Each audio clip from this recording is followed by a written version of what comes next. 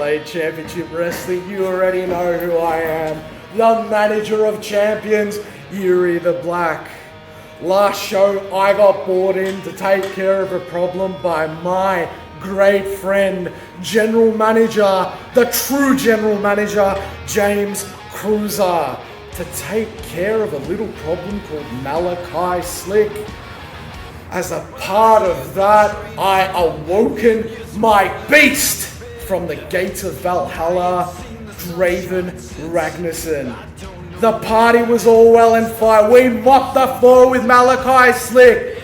We took him to the killing fields and then tried to put him 6 feet under until that no good mask jumping bean Kit Condor had to stick his nose in where it didn't belong.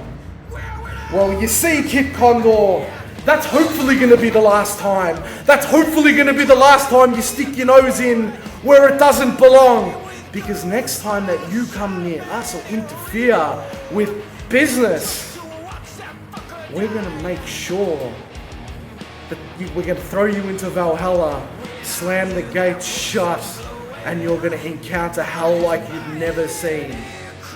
And with that, always bet on black, baby!